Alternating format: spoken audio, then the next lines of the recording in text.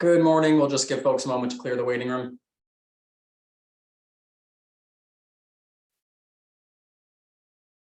As a reminder, when you are entering from the waiting room, please do remain on mute unless or until you are appearing or testifying before the board.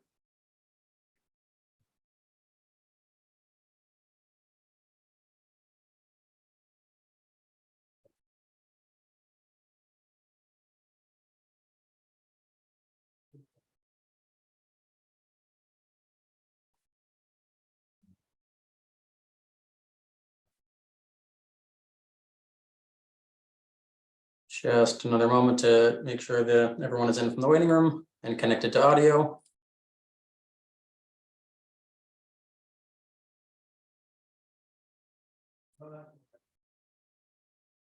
Good morning. This is a hearing before the licensing board for the city of Boston. Today is Tuesday, November 15th, 2022.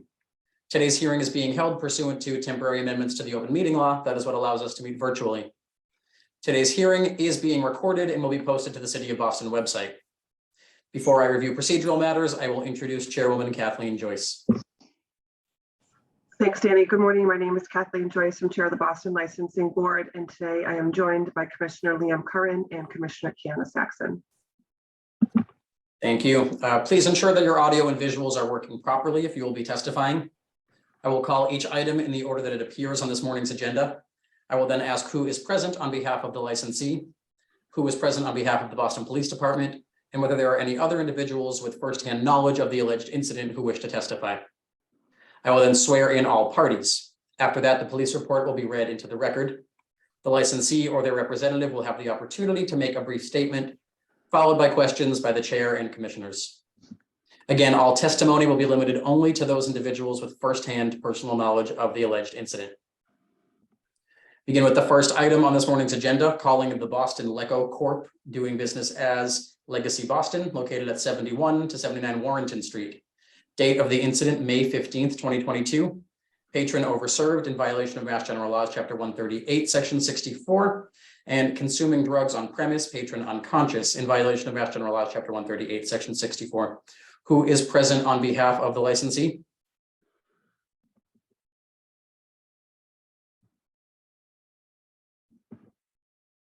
Is there anybody with us this morning on behalf of Legacy?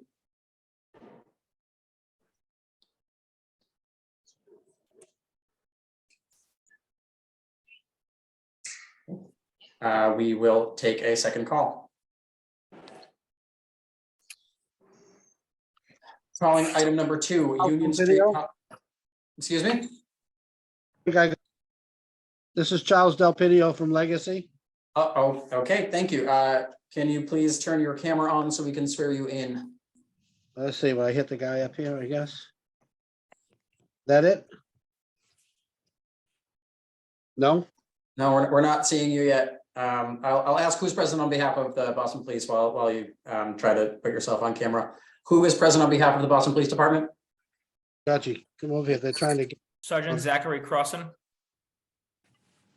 Officer Christopher Rooney. Thank you. And are there any other individuals with firsthand knowledge of the alleged incident who wish to testify this morning? Hey, Mr. Del Pidio, have you been able to put yourself on camera? And if not, can you please affirm to the board that you are raising your right hand when asked to do so? Oh, you're now on mute.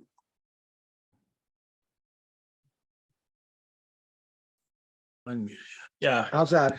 sorry. We still cannot see you. Can you please confirm for the board that you are raising your right hand when asked to do so? Our hands are raised. George Kalivas and Charles Del Pidio. Yep. Thank you. Can you all please raise your right hand? Yes. Do you swear to tell the truth, the whole truth, and nothing but the truth? Do? Yes. Thank you. Sergeant Crossan, will you be reading the police report into the record? I can have Officer Rooney read the first part. I can read the second. Okay, great. You may proceed. About 1:17 a.m. on Sunday, 5/15/22, Officer Rooney and Entwistle in the Alpha 103 Alpha. That's a two-man rapid response unit. responded to a radio call for the report of an unconscious male inside a Legacy nightclub located at 79 Warrenton Street, downtown Boston. Upon arrival, officers arrived with EMS and were alerted the victim, Michael Stenlake, was downstairs unconscious. Officers and EMS were unable to wake the victim when we located him. The victim was breathing, however, he was completely unresponsive. So we rushed EMS to the scene and the victim was rushed to Tufts Medical Center. EMS arrived on scene and advised it was a possible drug-related illness, and officers reported body-worn camera.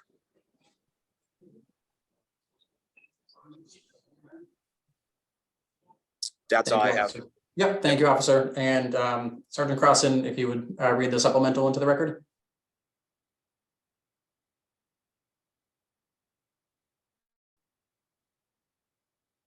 You appear to be frozen.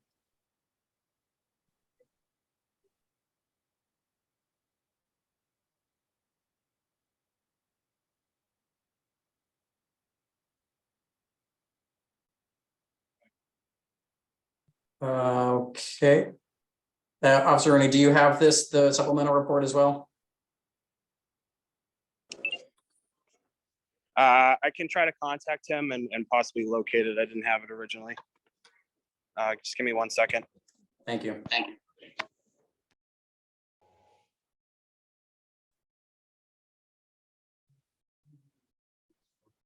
Yeah, he just left. I think he's having connection issues. I'll reach out to him.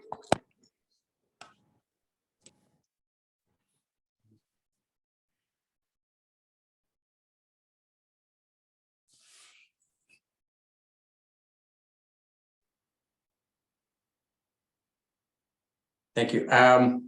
Lieutenant Troy, do you have the report? Unfortunately, I don't have a copy of the supplemental report. I just have the original Officer Rooney's report. I don't have that the secondary report, unfortunately. Apologize.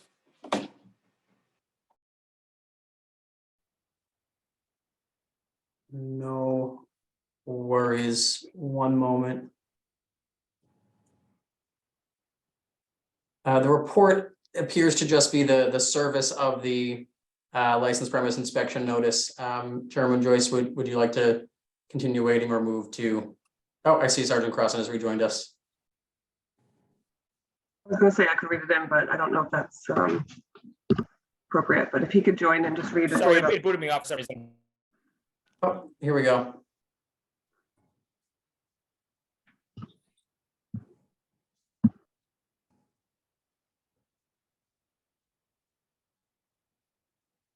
No, we're frozen yet again.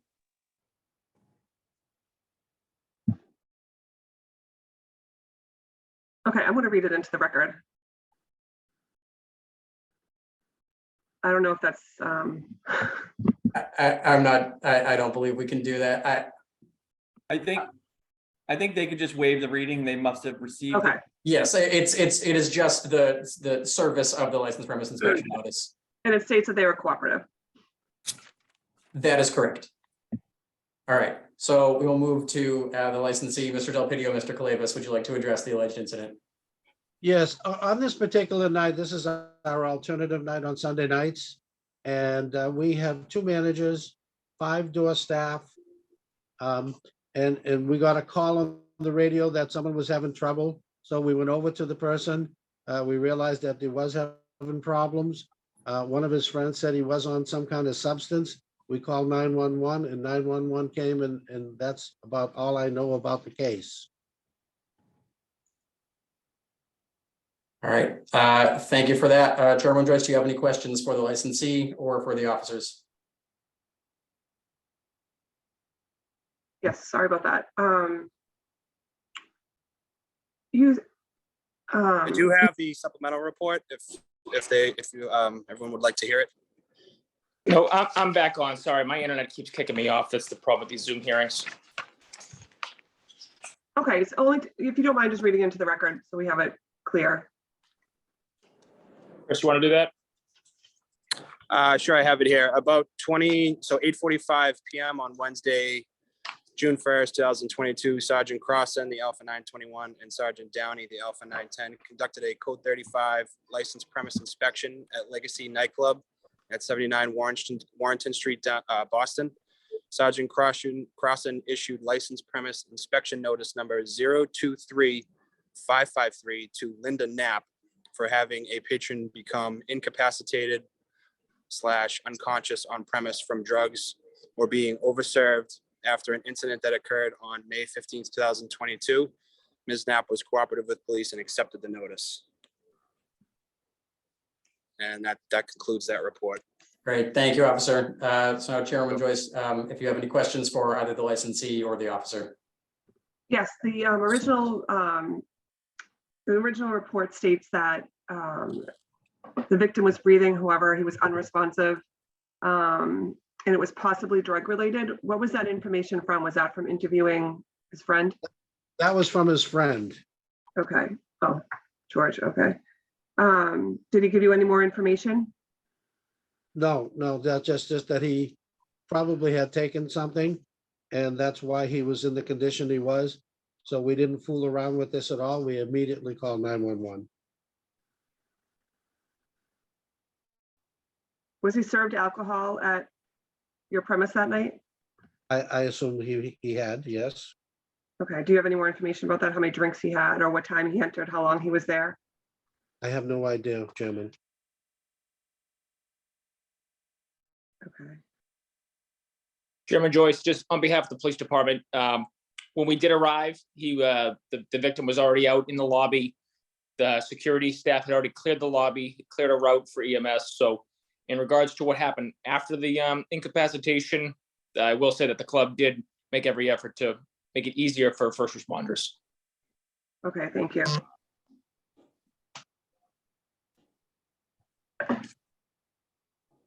And George, you said you had 2 managers and 5 door staff. On that particular night, do you know how many patrons were there? I would probably say in the vicinity of probably 200. Is that the staffing model for 200? The regular staffing model? Yes, Okay. I don't have any questions at this time. Commissioner Curran? I do not. Thank you. Commissioner Saxon? Just a general comment, just to make sure if there's an incident, just to do kind of some due diligence, just to make sure that the person didn't overdrink, or so just to do a little research and figure out how long the person has been there and how many drinks they've had. I will. Thank you. Thank you. Anything further from the board at this time?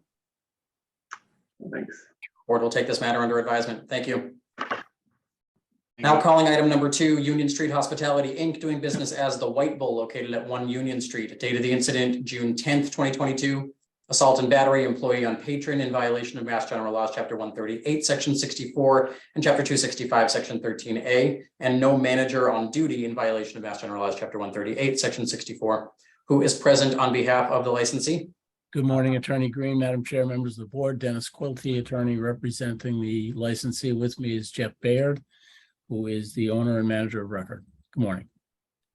Thank you. Good morning. Who is present on behalf of the Boston Police Department? Again, Sergeant Crossan, Boston Police. Thank you. And are there any other individuals with firsthand knowledge of the alleged incident who wish to testify? Can you please raise your right hand? Jeff. And Mr. Baird as well. Thank you. Do you swear to tell the truth, the whole truth, and nothing but the truth? Yes, I do. Yes.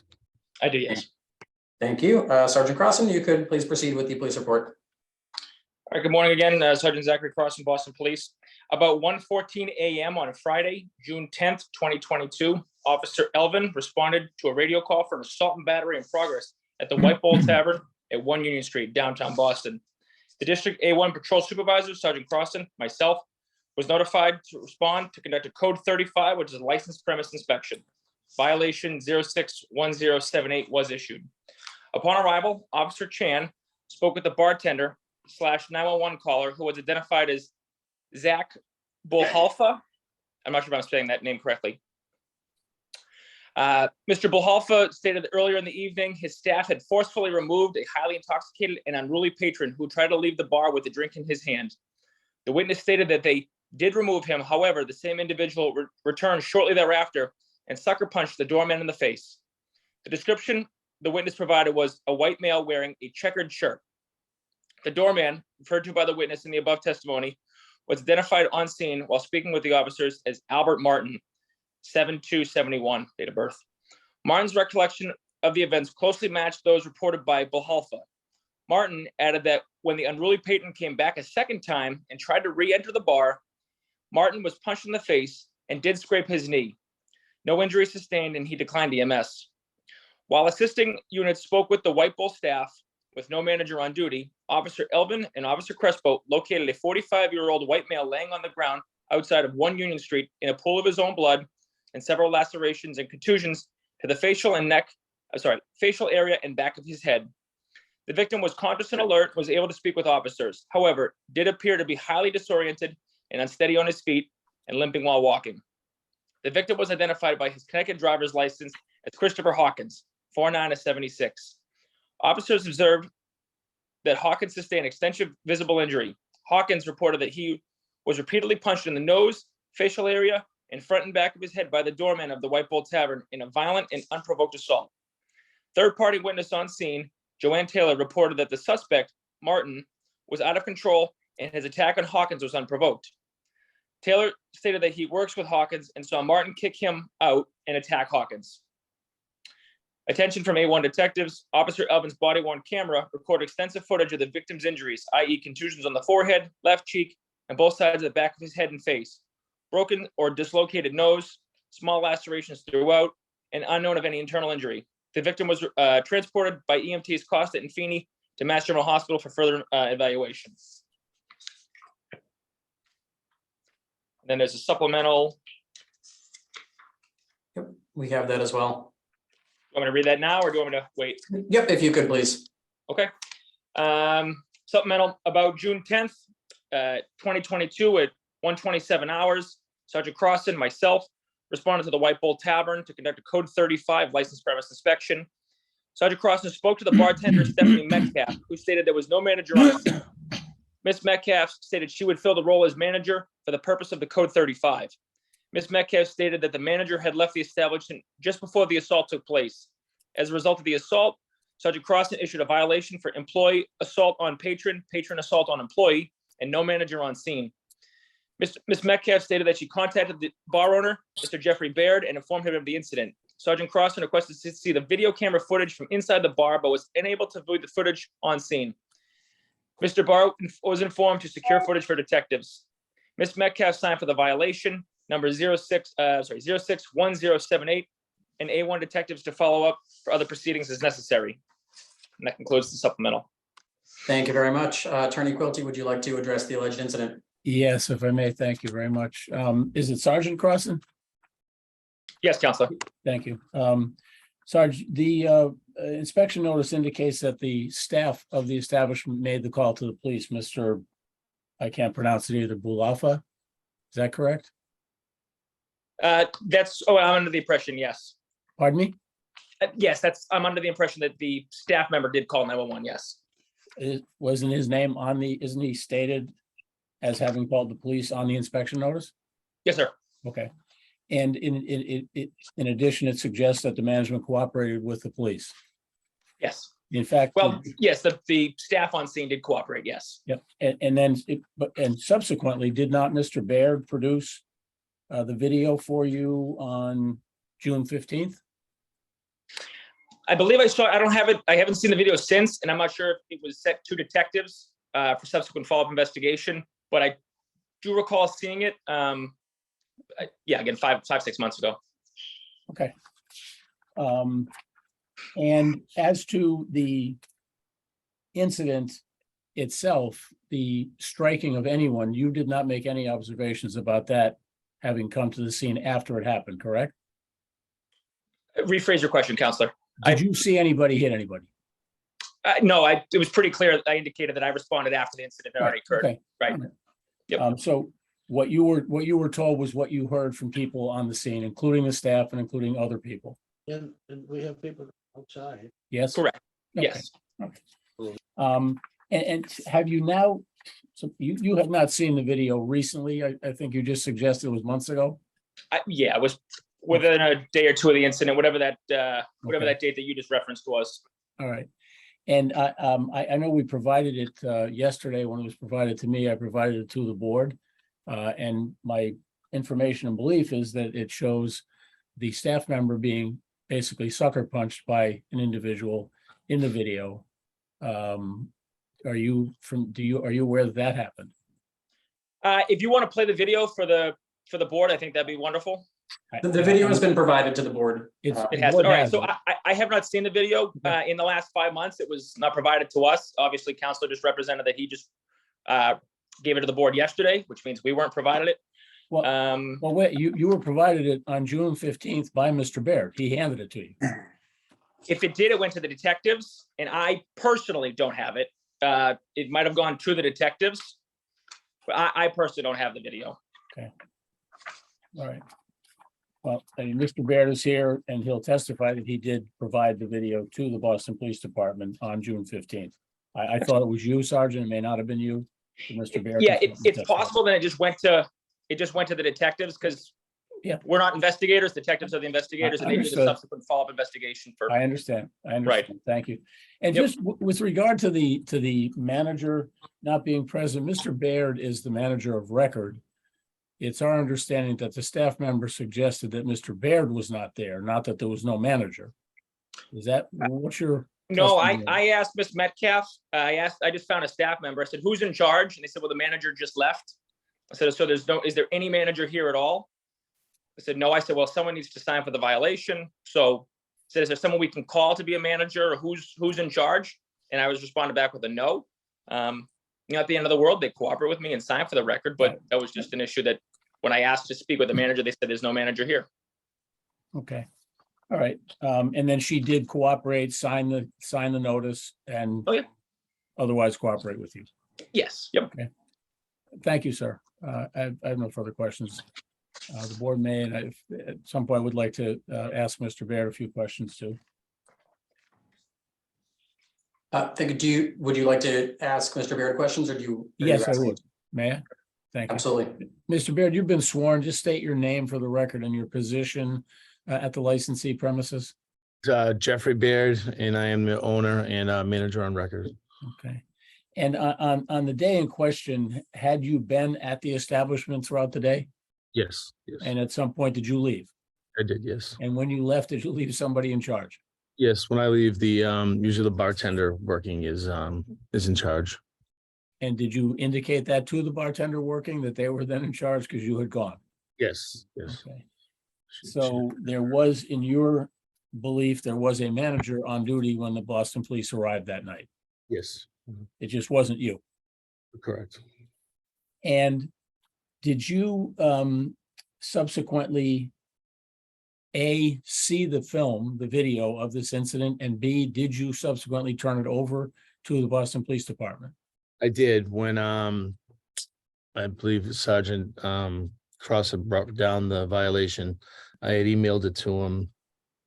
Or to I have it here, Zachary.Crossland at pdboston.gov. Maybe I don't know if I got the email right, but I did email it to him as we were having the conversation that evening. But again, I'm not sure if the email goes to him or if it goes to the detectives, but that's yeah. But in any event, you provided it to the Boston Police Department. Yes, correct. Yes. And in reviewing the film and speaking to your employees, can you tell the board what, in your opinion, what occurred here? It's pretty clear in the video that the gentleman came back after about 40 minutes of he was escorted out for being unruly, and 45 minutes later came back and sucker punched my door guy Al, who's been sucker punched countless times over the years. He's been with me about 8 years. And it's pretty clear that they reacted in a defensive way, and the injuries are from the ground, them wrestling on the ground, where the victim actually still had Al in a headlock on the ground while Zach was trying to pull him off. and call 911 at the same time. Okay, and it was your employee who called 911. Correct, yes. And in your opinion, should this have been written up as a patron on employee? It was probably tough for the PD to decide what happened as they showed up. I'm sure it looked messy from their point of view. So they just wrote it up as what they were told, not having any video right away. So. All right. At the thanks, Mr. Baird. The board may have some questions for you. Just stand by, please. Thank you, Attorney Quilty. Chairwoman Joyce, do you have any questions? I do, thanks. So Mr. Baird, you're saying what led up to this was the man being ejected 45 minutes before? Yes. And why was he ejected? They said he was clearly intoxicated, and he was leaving with his drink to go out and smoke, and he wouldn't give up the drink, and then they finally just said, just leave and don't come back. Okay, and as far as the no manager on duty and the training of your staff, you said you left and you believe there was a manager on duty. What's the normal process? Do you? The normal process, when I'm not there, or I have two other managers, when they're not there, the bartender in charge, I don't leave a bartender alone that does not have significant seniority. Steph's been bartending for 10 years. She's been with me for a few years. So, leaving her in charge for an hour at the end of the night is normal procedure. She just got nervous, I think. And that has been corrected with the entire staff to So who was that bartender that night? Stephanie Metcalf. It's the woman who signed the actual inspection notice. Yes. Okay. Is she the woman who said she didn't know who was in charge? Yes, yeah. She just got nervous, yeah. You can actually see it. It's in the handwritten bartender Stephanie Metcalf. Something in manager absence. And she's the one who signed the notice. And what is the training procedures, or what are the procedures for when a patron becomes violent? The patient comes violence is for us to defend ourselves in a protective way and to call 911 right away. And do you actually give trainings on that? Yes. Do you have a training manual on that? I have a few page document. I believe I sent it to you last couple of weeks ago. I can resend it to you if you'd like. Yes. Okay, I don't believe the other commissioners were on there, but we'll make sure they get a copy of it. I don't have any questions. Commissioner Curran? I have watched the video, and it's not clear that he gets a punch in the face on your employee. Is that what you're telling us happened? Well, he did swing. He's swinging at him. I see the swing, and it actually, the video makes it look like he didn't quite get him. So, but I can see he might have, but I'm telling you what I'm seeing right now. Yeah, but then they restrained him on the ground without, they did not hit or kick or anything else after that. They restrained him. I mean, I can show you videos of the same door guy getting knocked out cold. No, I know. So, when he swings, the customer did swing, and to not prevent him from swinging again, they restrained him on the ground and called 911. Like, and do you have any concerns about the proportionality of what you saw the patron doing versus what your employees did on the video? Proportionality, I'm sorry, as far as like the how vigorously they were attacked versus how vigorously they defended themselves. I mean, he could have restrained himself a little bit better, but when someone's swinging at you, you don't know how many times they're gonna swing at you, Yeah. you know? So it's, they held him on the ground and, I'm glad to see that they did not swing anymore, my staff did not. Yeah, I appreciate that. I'm not trying to pick Yeah. on Yeah, anyone. no, it's clear that they didn't, retaliate any at all. The injuries were, to me, on the videos seemed pretty clear that the gentleman did have Al in the back of the head, and Al was trying to get, Al did not throw any punches or anything. He was just clearly shoving, and it was a wrestling match basically on the ground of trying to get off each other. And to me, that's where the injuries were from. Okay, If the customer did not provoke any of this, there would have not have been any injuries at all. The injuries are clearly from yeah. I see it's a close case. I more just wanted to raise it with you. I just wanted to see where you guys were at, especially with regard to the chairwoman's questions about training. Yeah, no, Al has been with me. I inherited him at the Blackstone since 2014, and he's been out there with me quite a bit. A lot has happened over that time, and he's not an aggressor. In multiple times he's been sucker punched in the face. Okay, thank you. That's all I have. Thank you. Commissioner Saxon, any questions? Like, did you do an investigation with Al? Like, did he write anything as part of your process of figuring out what happens, particularly because you weren't there? And he was invited to testify today. Was he just not available? I just got a verbal statement from him. I didn't have anything written from him, no.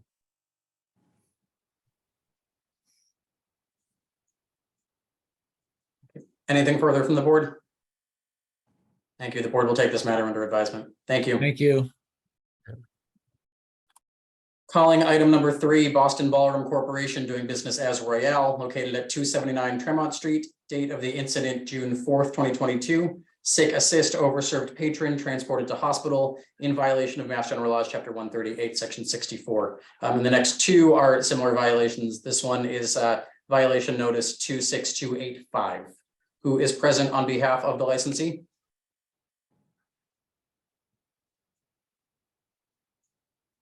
I believe that's Mr. Del Pidio, but you are on mute if so. Charles Del Pidio. Great. Thank you. And still unable to connect to video? Trying. Yeah, I'm computer illiterate. It's on my phone and. And who is present on behalf of the Boston Police Department for violation number 26285? Lieutenant Detective Troy. Thank you. Are there any other individuals with firsthand knowledge of the alleged incident who wish to testify?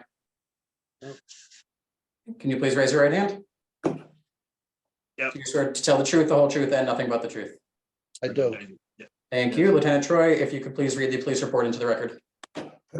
Report authored by Officer Siobhan Alvin reads as follows: on 1:11 a.m. on Saturday, June 4, 2022, Officer Alvin responded to a radio call for possible drink spiking at the Royale nightclub at 79 Warrington Street.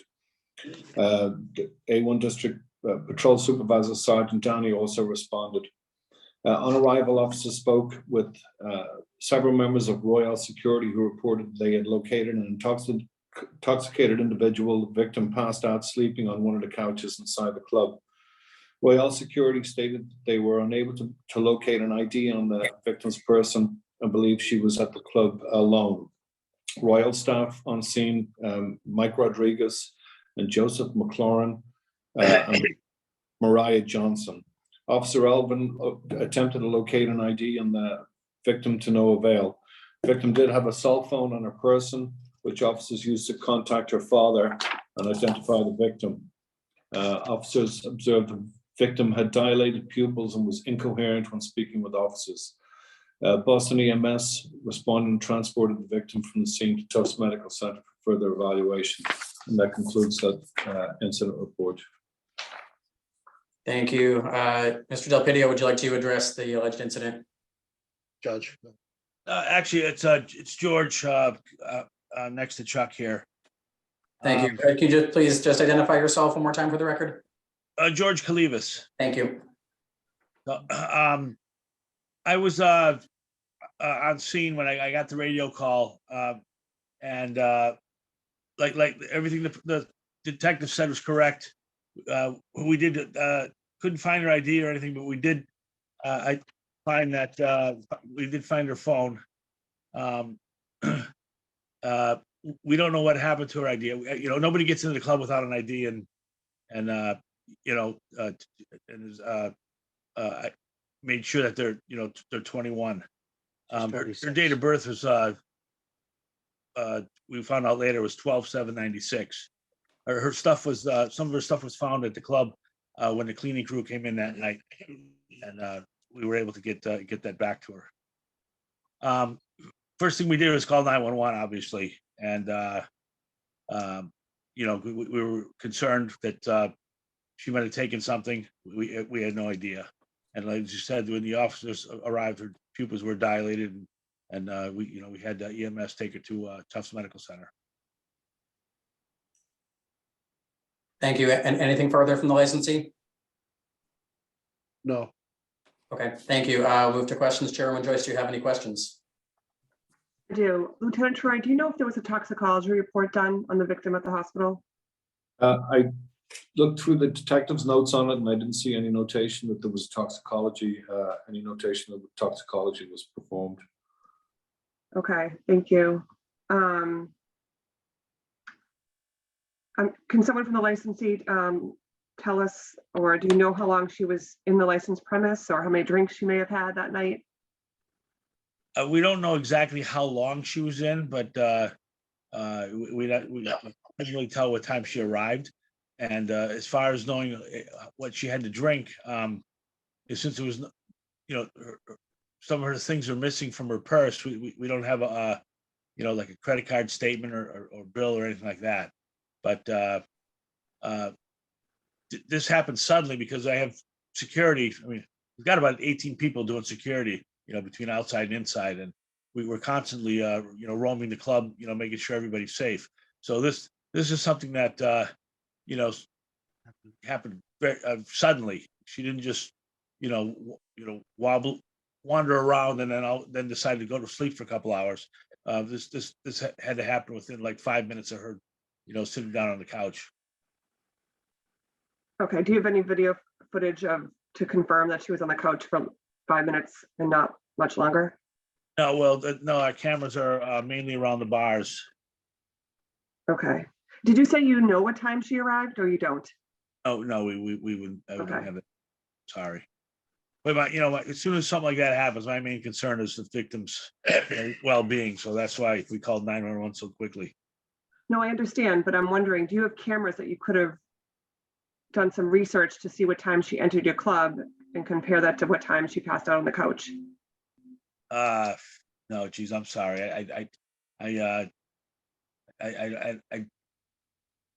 I didn't even, at the time I was in the middle of trying to worry about her, and I didn't even think Right. about that. But I think that's a great question, Madam Chairman. And I think we will take that under advisement and put that into work for us so that next time something like this happens, we can give you a better answer. Okay. Thank you. I don't have any other questions. Commissioner Curran or Commissioner Saxon? Just a second, that we do on these matters, we're seeing more of them. We need better follow-up coming into these hearings from you guys, so we can maybe have a chance of getting to the bottom of them. Thank you. Totally understandable. Thank you. Thank you. Thank you. Commissioner Saxon, did you have any questions? Nothing further, just to reconfirm what everyone else said. Thanks. Thank you. Board will take this matter under advisement. Item number 4 is the same licensee, Boston Ballroom Corporation, doing business as Royale, located at 279 Tremont Street. Date of the incident, June 4th, 2022. Sick assist overserved patron transported to hospital in violation of Mass General Law, Chapter 138, Section 64, and this is violation number 26284. Who is present on behalf of the licensee? George Kalivas. Charles Del Pidio. Great, thank you. And who is present on behalf of the Boston Police Department on this violation? Officer Merrick's isn't present, Lieutenant Troy again.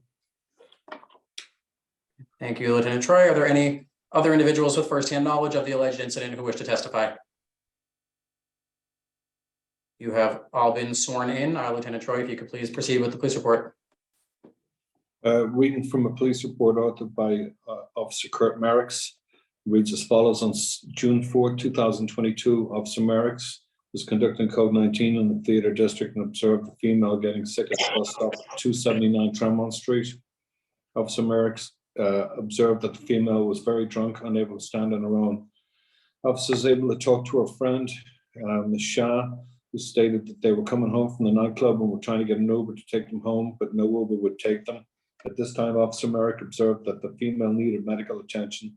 The officers then summoned Boston EMS. While officers were waiting for EMS at 279 Tremont, officer kept a check on the victim's breathing and that she had a pulse while she was passed out on the ground from what he assumed was alcohol. Boston EMS arrived and transported the victim to Tufts Medical Center. Sergeant Downey conducted a licensed premise inspection in the nightclub at 279 Tremont Street and issued a citation number 26284 for the Royal Nightclub. That's the extent of the police report. Thank you, Mr. Del Pidio. Mr. Kalivas, would you like to address the alleged incident? Yeah, this was actually brought to my attention when security at the door said that there was an officer up the street at the bus stop. So I came down and that's when I found out that they were actually in the club. As far as we know, they walked out of the club and went down the street and went to the bus stop. They were inside the little bus stop area trying to get an Uber. And I mean, once they left the club, they were 75 yards down the street at that point. I don't have anybody saying that they saw anybody stumbling out of the club. I asked the security at the door. We have like 3-4 guys at the door. Plus I have 4 people at pat down, and they said nobody stumbled out of the club. So that's why I had no knowledge of this until the police showed up, and they said they were calling an ambulance for the young lady. Thank you. Anything further? No, I mean, we would never allow somebody in a condition like that to leave the club. We've put it this way, we've been in front of you many times because we stopped people from coming in, from leaving the club in that kind of a condition. Thank you. Chairman Joyce, do you have any questions? I do. So do you or anyone that was staffing the licensed premises that night recall her being in the club? No. Okay, so your staff, would anyone on your staff recall seeing her leave the club? With people coming in and out, nobody went down. Once she got in the ambulance and left, I mean, we couldn't identify her, obviously. Okay. But my staff did not recall anybody walking by them in rough condition. Okay, thank you. I have no other questions. Commissioner Curran or Commissioner Saxon? I don't, thank you. Nothing from me. Oh, but is there a camera at the door? Not right at the front door, but there's one at the bottom of the stairs before you leave, where the pat down is, and there's one at this at our mezzanine level where people come in and leave to pay. Did you look at the cameras? I'm sorry if that question was asked before. No, I did not. And what, by the time this was brought to my attention, the camera life, delete the camera tapes, whatever they delete themselves, after about 2 or 3 weeks, depending on how busy we are. So I could not go back in and look at that. I will say that at the end of the night, I stand outside and say goodnight to everybody. And one of the main things I'm doing when I'm saying goodnight to people is to see if anybody needs any help. So if anybody needs any help, I take over right from that point. Thank you. Anything further from the board? Thank you. The board will take this matter under advisement as well. Thank you. Thank you very much. Thank you. Calling item number 5, Statiers Group LLC, doing business as Stats Bar and Grill, located at 77 Dorchester Street in South Boston. Date of the incident, June 4th, 2022. Assault and battery, patron on patron, in violation of Mass General Laws, Chapter 138, Section 64, and Chapter 265, Section 13A. Who is present on behalf of the licensee? Morning again, Attorney Green, Madam Chair, members of the board, Dennis Quilty, attorney representing the licensee. With me this morning is James Tatiris, who is the owner and manager of record. Good morning. Good morning, and thank you. Who is present on behalf of the Boston Police Department? If Sergeant Albanese is not present, Lieutenant Detective Troy again. Thank you. And are there any other individuals with firsthand knowledge of the alleged incident who wish to testify? Will you please raise your right hand? Do you swear to tell the truth, the whole truth, and nothing but the truth? I do. Yeah. Thank you. Lieutenant Troy, you may please proceed with the police report. Reading from a police report authored by an officer, Andrew Smith, about 11:41 on Saturday, June 4th, 2022, Officer Smith and Picaro responded to a radio call for a fight at Stats Bar and Grill, 77 Dorchester Ave, South Boston. Also responding was Sergeant Albanese. On arrival, officers spoke to the victim, identified as Jeffrey DePinto, who stated to officers that he was choked by an unknown black male approximately 10 minutes prior to the officer's arrival. Mr. DePinto stated that he was at the bar when an unidentified black male approached him and put both hands around Mr. DePinto's neck and squeezed with force for approximately 30 seconds. Mr. DePinto stated that he did not lose consciousness at any point. Officers did observe red visible marks around Mr. DePinto's neck. Mr. DePinto declined EMS several times.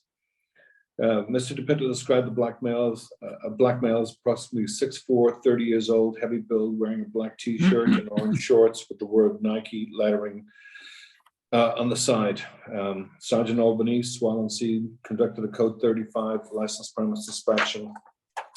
Officers canvassed the area to no avail, and the officer's body-worn camera was activated during the encounter, and that's the extent of the police report.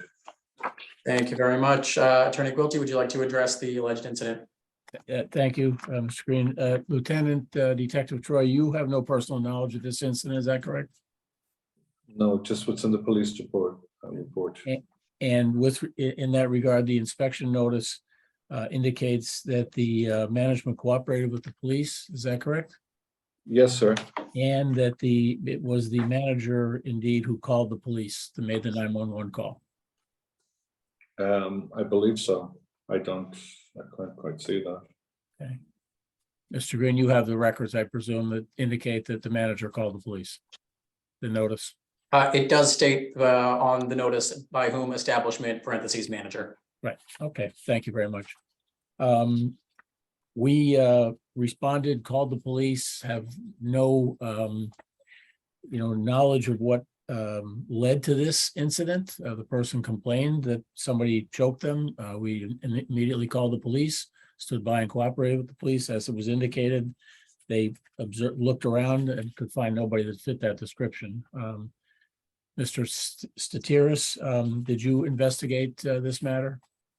I did. I spoke to my management as well as the door staff. You guys can hear me okay? Yes. Yes. Yeah, so just so everyone's clear, there were two gentlemen, talking closely. The one is Jeffrey DePinto, and then the unknown black male that they're talking about. So our door staff saw them face-to-face talking, and then saw the unknown black male put his hands up on his neck. The door staff ran over, broke it up, immediately kicked that gentleman out. and called the police. And then in the meantime, they were talking to the victim, Jeffrey, if he wanted any medical attention or anything. He did not. The police showed up, we cooperated, and that was pretty much it. The police went looking for him, but he was long gone by that time, so. Thank you. Okay. Attorney Quilty, anything further? I have nothing further. Mr. Statiris, the board may have some questions for you. Sure. Thank you. Chairman Joyce, do you have any questions?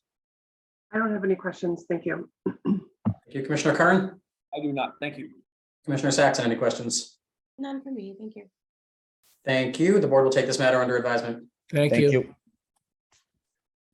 Calling item number 6, Puente Cleaning Services, Inc., doing business as Biliaris Columbia, located at 28 Bennington Street in East Boston.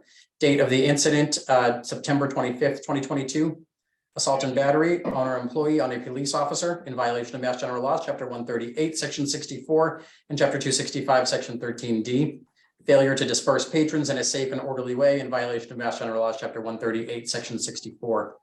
Who is present on behalf of the licensee?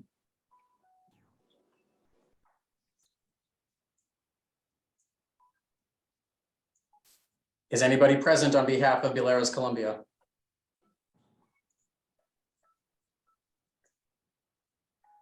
Chairman Joyce, would you like to take a second call and we can try to contact them to get them on by the end of this hearing? Sure.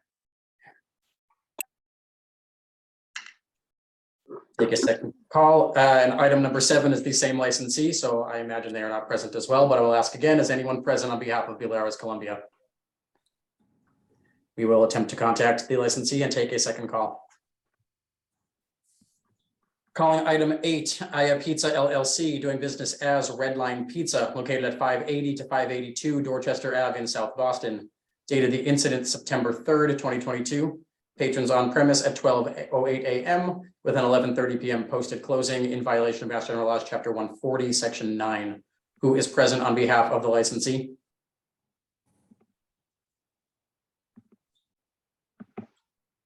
Is anybody here present on behalf of Redline Pizza?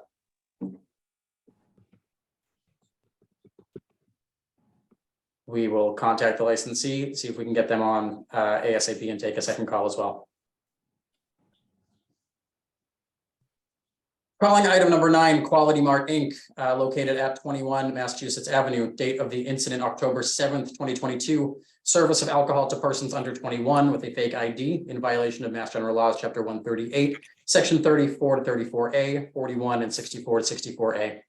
Who is present on behalf of the licensee? Oh, Attorney Conway, you're on mute. Carolyn, you're on mute. Yep, I just asked you to unmute. Sorry. Carolyn Conway, 350 West Broadway, on behalf of the licensee, and I know he was here 2 minutes ago. I have with me Mr. Ayman Raja, who is the owner of the Yep, licensed premises. We see And him. with him here. is also Sharik Hanaza, who was the manager on duty that night. We see them. Great, thank you very much. And who is present on behalf of the Boston Police Department?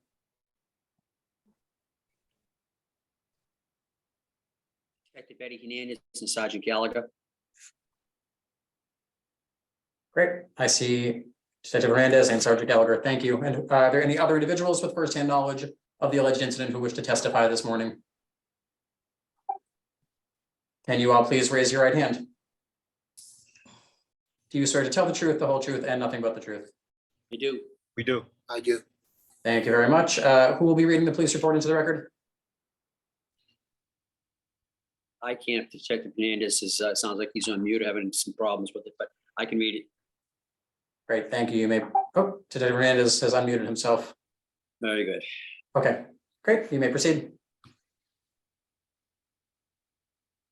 Is he not coming through? No, he appears to be having some difficulties. Right. Let me pick this up. On Friday, October 7th, 2022, Sergeant Detective William Gallagher, Detective Eddie Hernandez, signed licensed premise unit were parked in front of Quality Mart located at 21 Mass Ave. Detectives were monitoring the sale of alcohol to underage patrons at liquor stores. While observing the establishment, detectives observed 2 female patrons walk out of the store one with a bag of multiple bottles of alcohol. Female carrying the alcohol passed to the other female as they walked down the street. Detectives noticed that these females looked young and asked them to produce identification to confirm their ages. Both females initially stated that they were 21 years of age and produced driver's licenses stating that they were over 21 years of age. Detectives used a license verification app which confirmed the driver's licenses were fraudulent. Fraudulent driver's licenses were confiscated by detectives. Miss Daniela Wong Luquez, date of birth 12/26/2003, and Miss Marina Carles, date of birth 5/7/2003, did provide detectives with the correct identifying information. The detectives were able to confirm that they were both under 21 years of age. Miss Long Luez and Miss Carles will be summoned to court for persons under 21, possession of alcohol, and for failure and misuse of driver's license. As a result of what detectives had observed, Sergeant Gallagher issued a license premise inspection notice number 058982 to Quality Mart for sale of alcohol to persons under 21 years of age. Mr. Darren Blair signed for an accept notice. Those essentially are the facts. Thank you very much. Attorney Conway, would you like to address the alleged incident? Yes, Mr. Raja, could you please explain to the board the equipment and the policies of Quality Mart with respect to determining the age of people looking to purchase alcohol? You need to unmute yourself. Sorry about that. We have an ID Science scanner that we scan all licenses through.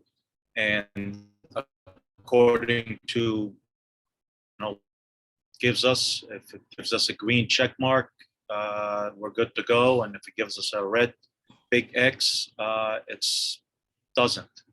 And that's what we did that night. She came in, we ran her ID, her Colorado ID, and it came back a green check mark. And that's why we sold to her.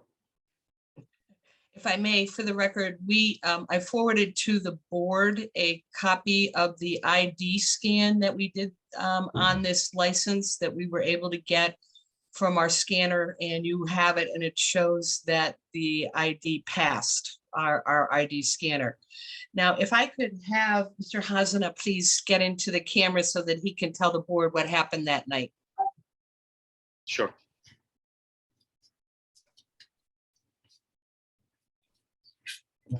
Hello. Good morning. Can you please state your full name, sir? Shafiq Hamade. And were you working on the night of this alleged incident? I was.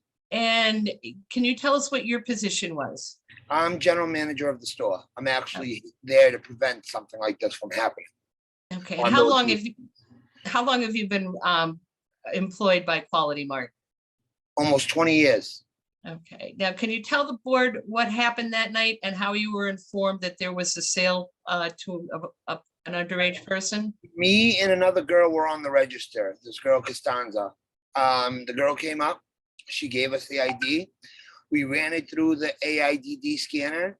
Well, that's what they used to be called, AIDD. They're now ID Science. We ran it through the ID Science scanner. It gave us a pass.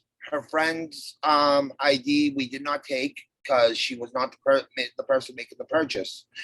So we ran her ID. It passed. So we sold to her. Okay, and how do you know, how were you able to determine that the picture of the ID scan that we submitted to the board today is in fact the woman that is alleged to have been served? Because it's also the ID that Sergeant Gallagher has, and I forwarded an email a couple days later when I was able to get in touch with ID Science. I sent an email to Detective Gallagher or Sergeant Detective Gallagher telling him, like, listen, sir, I just want you to know, we're not a bunch of scumbags, and we actually did scan the ID, and this is what we got back. And this is why it was sold to her. It wasn't a situation of where we just decided, we looked at the ID and just sold. We ran it through the ID scanner, and this was the recommended scanner to us from the ABCC. This is the scanner we were told to purchase. So, okay, so you believe that that night that the policies of Quality Mart were being followed to the letter. Is that correct? 100%. Okay, thank you. So to the members of the board, we do have this policy, this ID scanner. Obviously, this is not what we expected to happen when we made this major purchase. We're going back to ID scanner. We are right now in touch with them, asking them how, how did this happen, and why we shouldn't switch. But we have, in good faith, been scanning every license that comes in there. So we believe that we took due care, and we're going to sharpen and do whatever we need to do to make sure that this doesn't happen again. Thank you. Yep, Chairwoman Joyce, do you have any questions? I do. For an out-of-state individual who looks young, first is my comment, you can't rely on an ID scanner. There's no presumption that that's correct. Have you ever considered asking for backup ID for out-of-state IDs? We usually do ask for a backup ID, but if the ID scanner says that it's good to go, especially when it's the state recommended ID scanner that we were told to purchase, then okay, I'm just stating that that's not enough in Massachusetts. If it's not a Massachusetts ID and someone presents an out-of-state ID and they look young, you might want to rework your rules and your training that they should ask for an out-of-state backup. That is one of the things we've discussed to look into, and we appreciate the board's taking the time to give us a suggestion, because we need to be more, we need It's to be not able enough to do rely everything. on it's not enough to rely on an ID that the ABCC recommended to you. The software could not be up to date. I don't know enough about when it was last updated. It doesn't matter. It's scanned as fake. It was fake, and alcohol was sold to an underage person. So I don't have any other questions. Commissioner Curran or Commissioner Saxon? Just for our detectives, are we sure these IDs are matching up with what they're telling us did scan as a pass? We did scan both those IDs outside. Actually, one did not give an ID forthcomingly. We had to kind of pry it out of her. But the ID, the Colorado license that we were given, did not pass our scanner. I went back inside with Detective Hernandez. We approached the manager. There was a young woman working the counter. It might have been first day or something. But we then watched them scan the ID, and it came back negative, that it was no good. I'm not sure, we weren't there for their first scan, but we scanned it multiple times after that.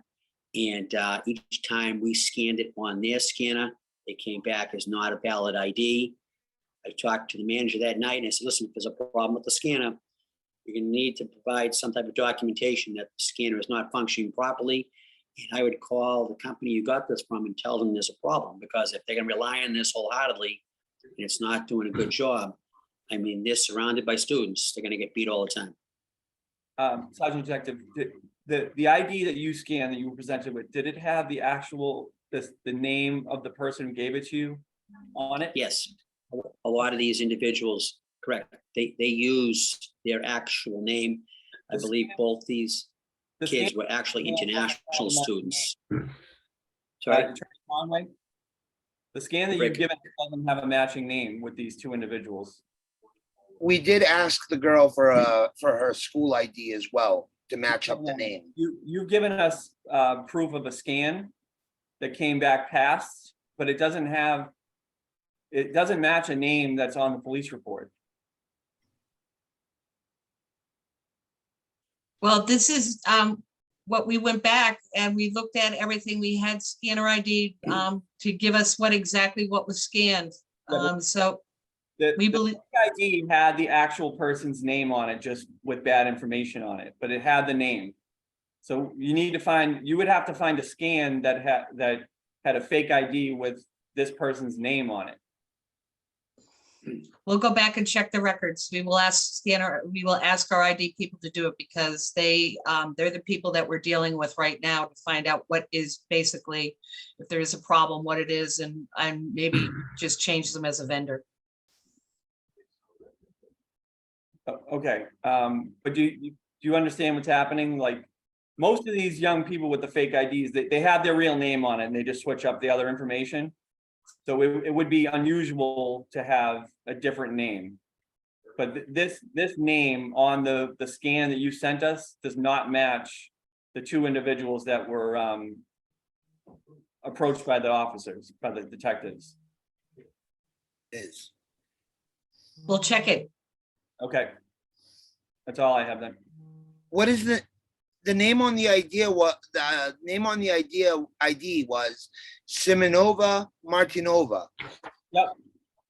That is the ID that was scanned, and that was the ID that was scanned by the detective. Yeah, but these. That was the exact ID. I have it here that the detective sent me that night.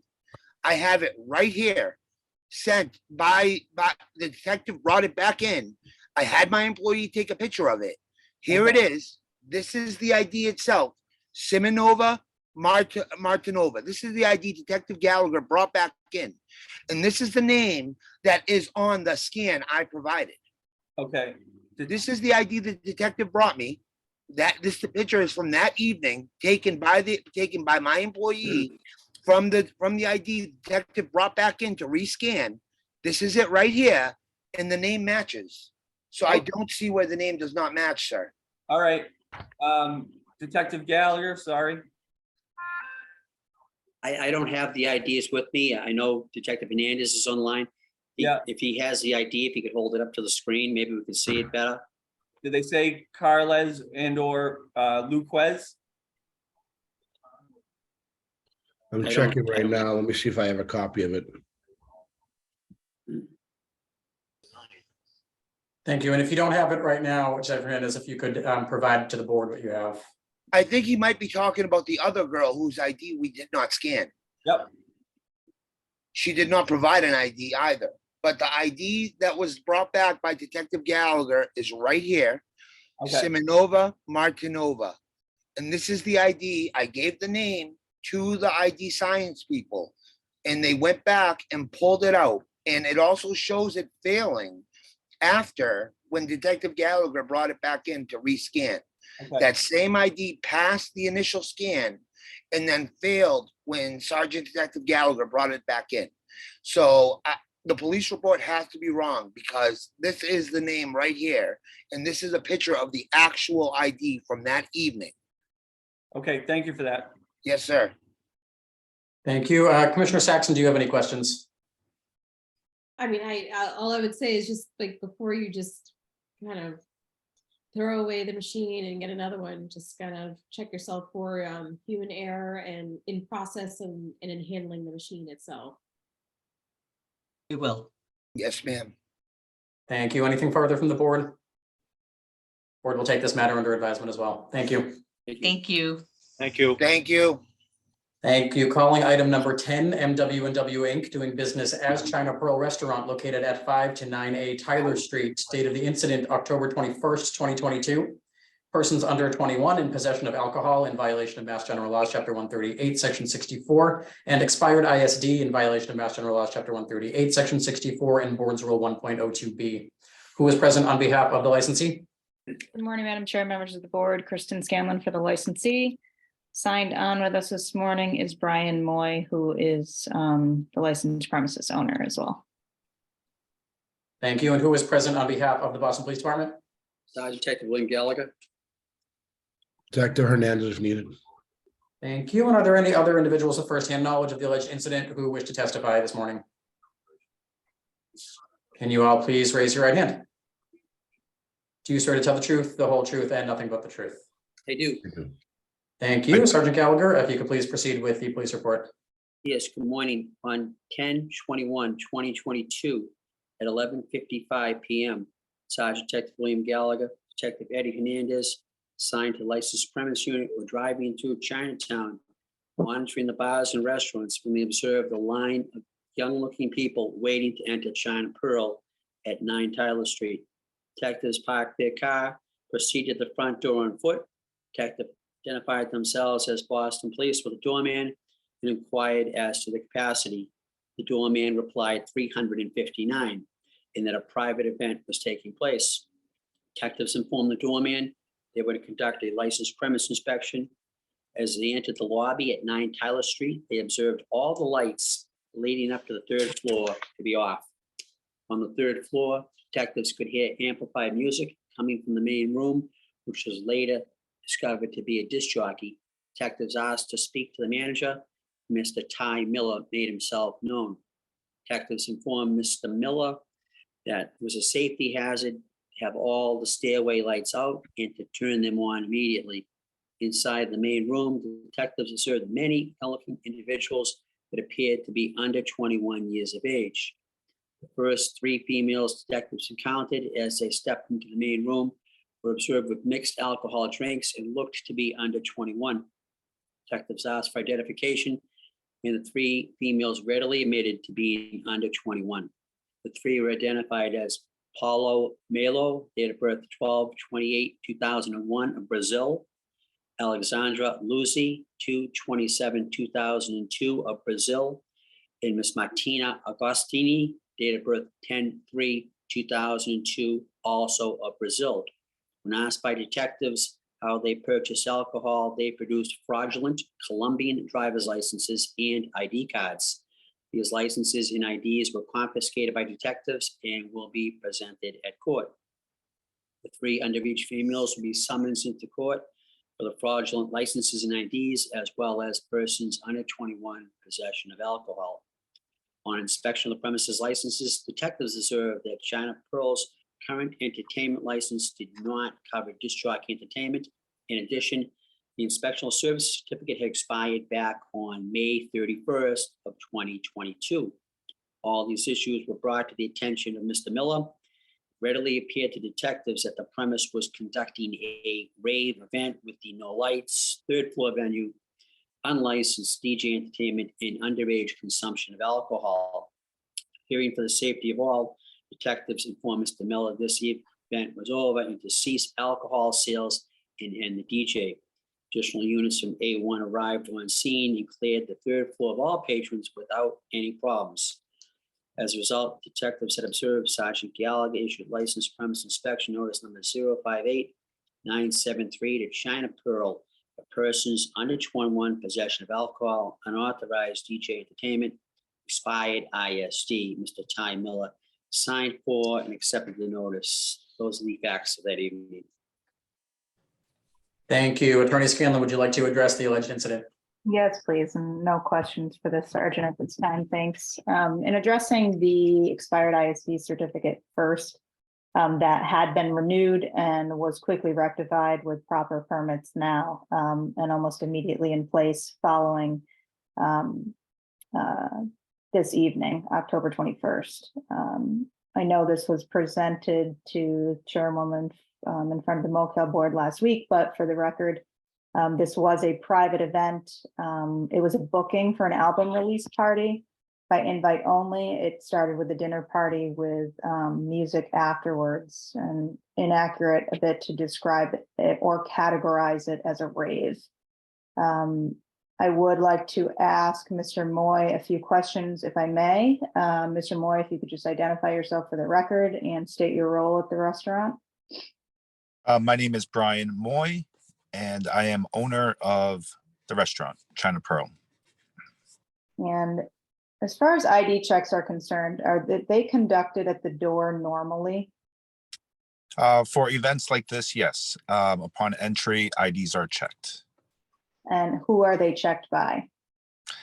We have a security team that we employ. We have a male and a female at the front door that check IDs. Were IDs being checked that evening at the door? They were, yes. Prior to this incident, how were staff trained to check IDs, including the doormen, bartenders, and servers? Doormen typically will look at the person, the age, do the math that they're over 21. If there's any question that, they don't feel comfortable, they will ask for some information on the card. And once they do get upstairs into the event space, the bar staff, if they don't feel comfortable, they will ask for an ID again. Admittedly, once they do pass the security door and enter as an above 21-year-old, I don't think the staff is as diligent as, asking everybody for their IDs at the bar physically. Was a scanner used that evening? No, we did not own a scanner at that time. After this incident, we did purchase a scanner though. And do you recall what type of scanner that is, just for the record? I believe it was an ID Visor version 2 passport and license scanner. Any actions that you've taken with regard to staff training since this incident? Yes, we have. We've been training, discussing with the staff. We have employee manual handbooks that we have updated. We have met with the staff, bartenders, security, going through the process of looking at a fake ID versus a real ID with a blue light, sort of pinpointing, one too many holograms, for instance. We have been in touch with the ABCC for some advice as well as the Mass Restaurant Association. I did get all of my staff that serve alcohol, if they weren't already tip certified, they are tip certified now. And sort of using the tips online guide to help with this process in terms of scanning, not scanning, how to identify fake IDs or what are the telltale signs and when to get a manager involved.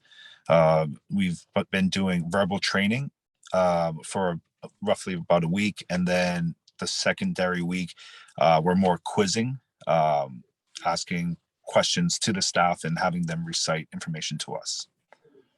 Does this updated training also include asking patrons in question for second forms of identification?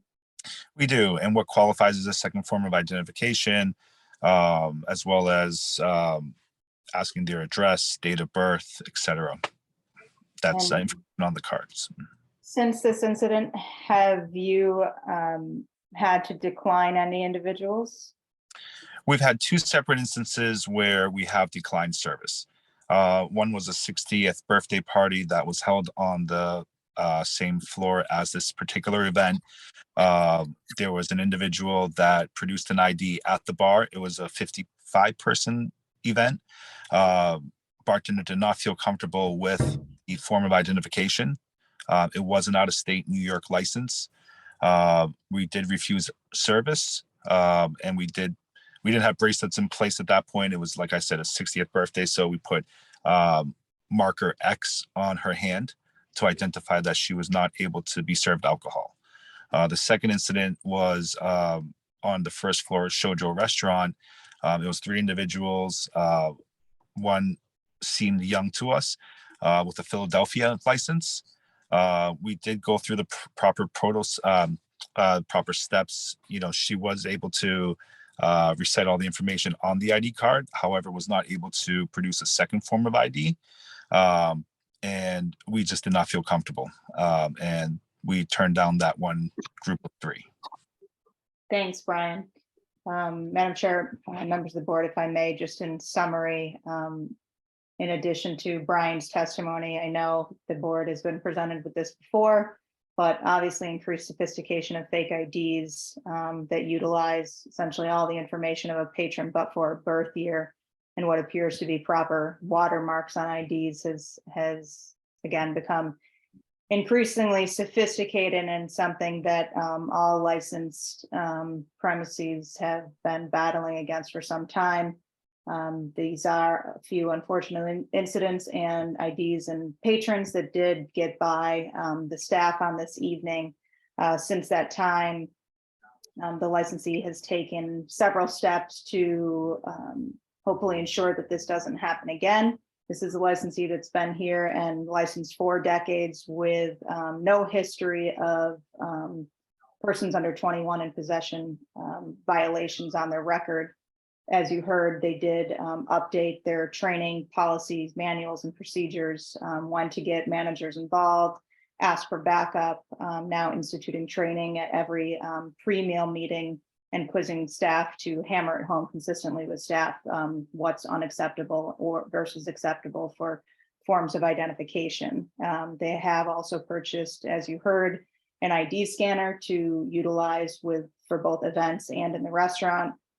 Again, to prevent anything further from happening again. Of course, we are both happy to answer any questions that the board might have beyond that.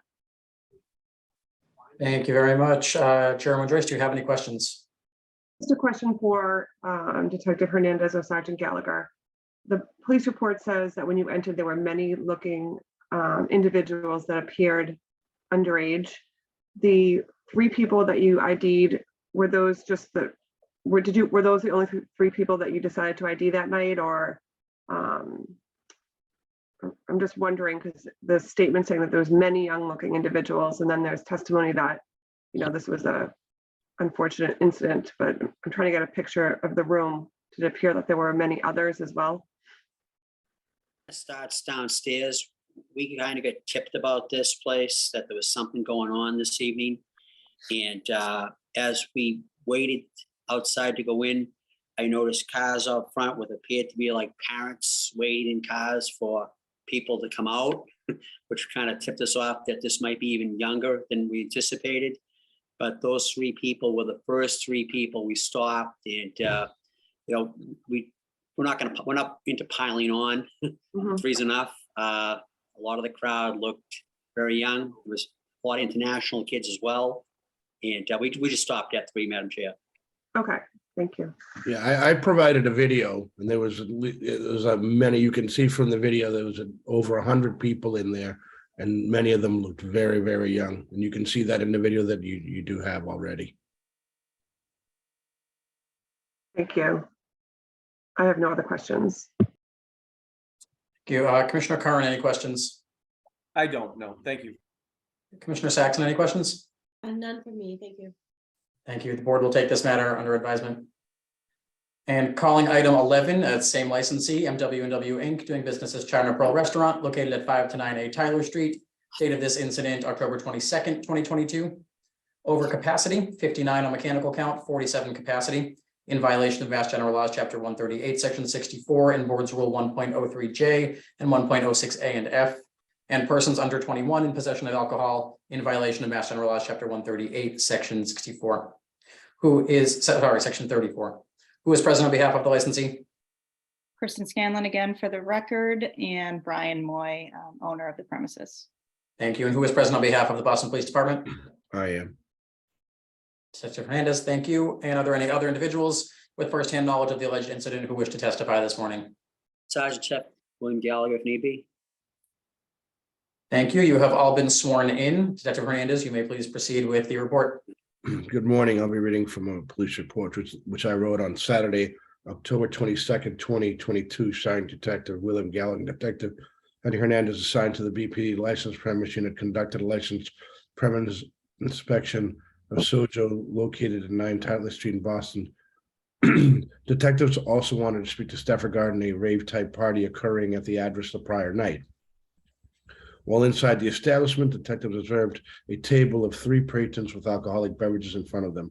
Detectives noticed that these patrons appeared young. Detective asked them to produce identification to confirm their ages. The patrons initially stated they were all over 21 years of age, and 2 patrons provided detectives with driver's licenses stating they were over 21 years of age. Detectives used a license verification program which confirmed that the 2 driver's licenses were indeed fraudulent. The fraudulent driver's licenses contained the individual's correct name but displayed a date of birth, made it appear as though they were over 21 years of age. The 2 fraudulent driver's licenses were confiscated by detectives. The 3rd patron initially stated he had no identification, but eventually provided his valid Texas driver's license confirming he was under 21 years old. Upon further investigation, the patrons were positively identified as Spencer Young, Sumar Niebuhr with fraudulent Mexico driver's license and a fraudulent Texas driver's license respectively. It should be noted that the patrons stated they were not asked for identification, and staff confirmed they did not ask the patrons for identification.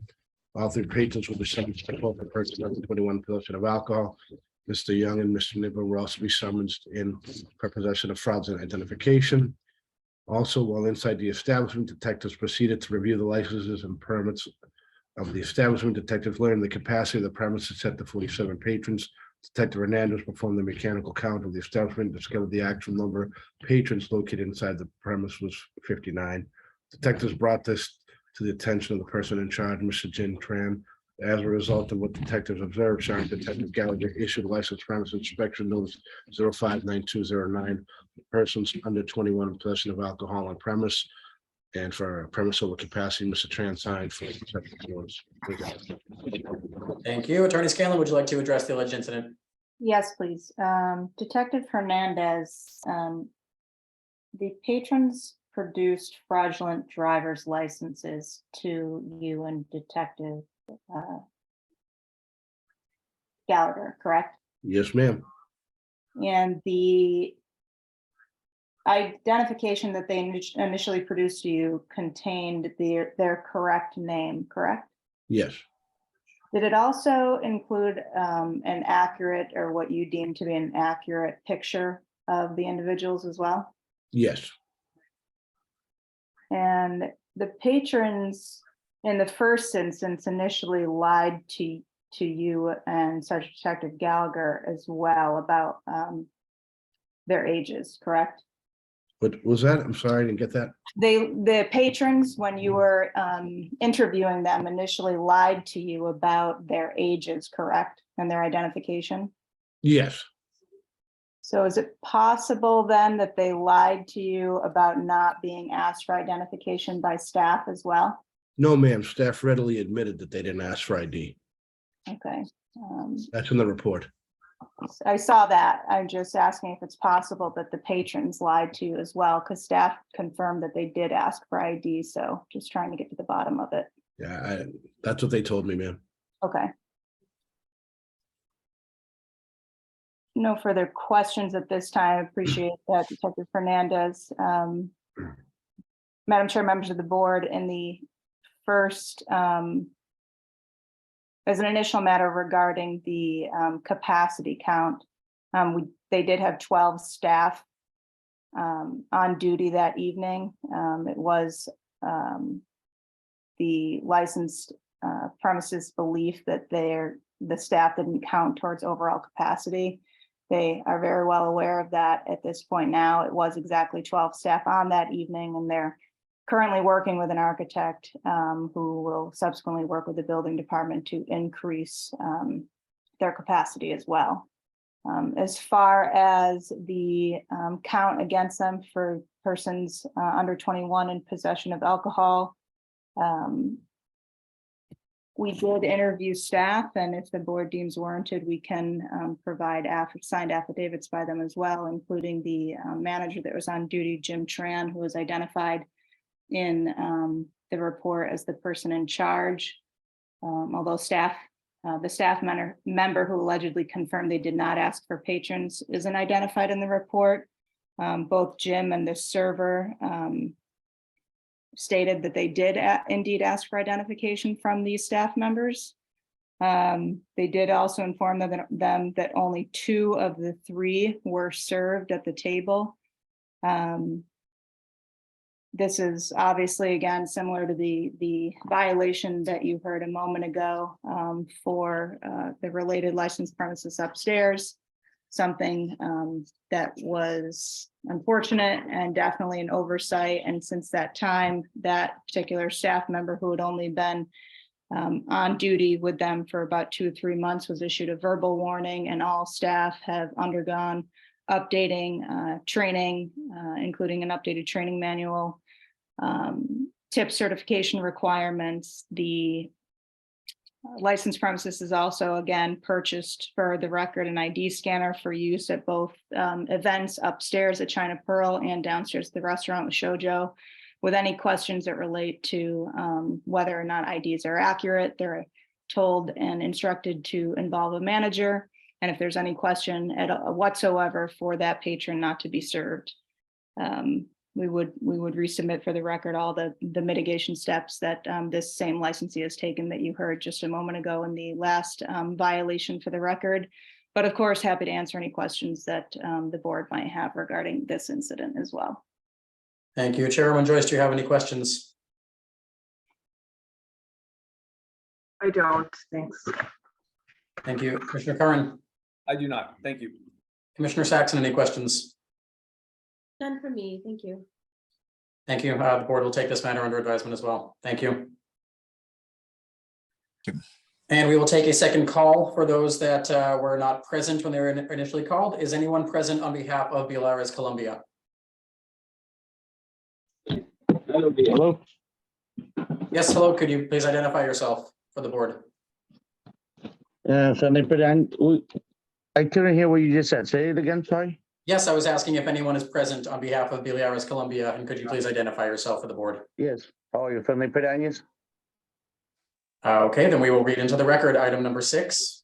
I got a question. My lawyer's not present, and we was trying to request if you can give us a further date, because we asked for the video footage of the cameras, body cameras, and they were going to provide it to us, so he's not ready. So he was trying to see if we can push a further date, because he can't be present.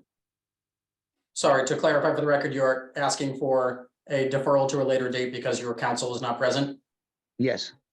I will, Chairwoman Joyce, how would you like to respond to the request? I guess we will postpone it.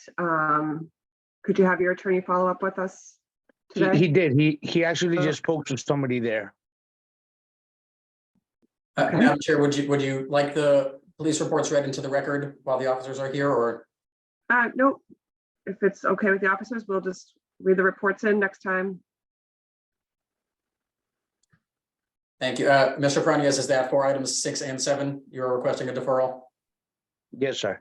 And Madam Chair, you are granting the deferral on both items? Okay. And the second call is has anybody joined us on behalf of Redline Pizza?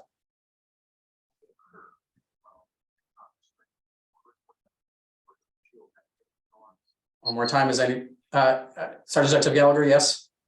Yes, sir. We hand served them and we spoke to the individuals because they didn't show last time, and correct. He promised to be here this time, and obviously he's not. I'm not sure how you want to proceed. Thank you, Madam Chair. Excuse me? I think we'll, I don't believe this is the same confusion as the one before. I think we can read this one into the record and proceed. Thank you. Who is present on behalf of the Boston Police Department? Sergeant Detective William Gallagher. Thank you. And are there any other individuals with firsthand knowledge of the alleged incident who wish to testify? Detective Hernandez, if needed. Thank you. You've both been sworn in. Sergeant Detective Gallagher, you may please proceed with the report. Yes, good morning. On 9/3/2022 at 12:08 a.m. Sergeant Detective William Gallagher and Detective Eddie Hernandez assigned to the licensed premise unit were dropping off a hearing notice to Redline Pizza at 580 Dorchester Avenue when they observed patrons sitting inside the establishment waiting for pizza, as well as patrons entering and exiting with their orders. Detectives know Redline Pizza to have an 11:30 p.m. license with only deliveries after that. The people detectives observed inside were not delivery drivers, but actual patrons. This again was brought to the attention of the manager, Mr. Enald Mikos. As a result, the detectives had observed Sergeant Detective Gallagher issued license premise inspection notice number 043374 to Redline Pizza. Patrons on premise at 12:08 a.m. after post at 11:30 p.m. closing. Mr. Mikos signed for and accepted the notice. Those essentially are the facts of that morning. Thank you. Chairwoman Joyce, do you have any questions for Sergeant? I have no questions. Thank you. Commissioner Carr or Commissioner Saxon, any questions? None for me, thank you. Thank you. And Chairwoman Joyce, is your intention to vote on this matter on Thursday? Yes, I do intend to put this to a vote. Okay, thank you for stating that for the record. The board will take this matter under advisement as well, and those are all the items before the board today. That will conclude this morning's hearing. Thank you, everybody. Thank you. You.